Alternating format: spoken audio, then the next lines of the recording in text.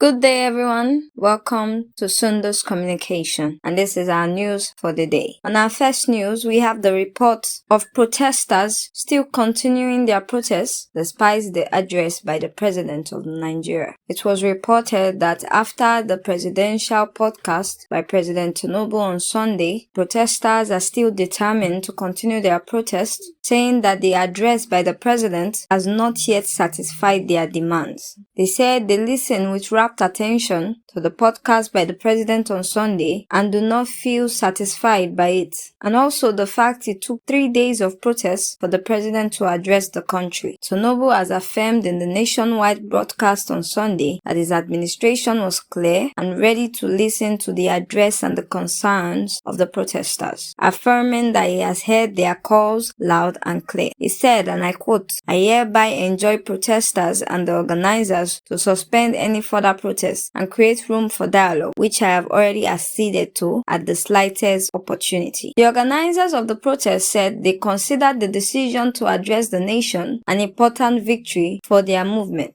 and that without their courage and resolve to dare the odds, that this acknowledgement would not have happened. They felt that they have demonstrated that the president is not greater than the rest of the country. While taking note of Tinubu's offer of dialogue, they noted that they were concerned that in the same breath, the president has also ordered that the protest be suspended. In their view, the president should not offer an olive branch while at the same time holding a dagger to their throats, the leaders of the protest said. It was also stated that thugs attacked protesters who had gathered for Sunday morning worship, thereby injuring many. So they call on Nigerian youths and the mass of the people to join them at Gani Fewahimi Park, Ojota, Lagos, today, Monday, August 5th, which is the day 5 of the protest. Although the Lagos protest has been considered peaceful by the state government, a video on Sunday captured by the Channels TV showed protesters being chased by hoodlums at Ojota a few hours after the president's address. On our other news, we have reports regarding the broadcast by the President of Nigeria, President Tinubu, which fell short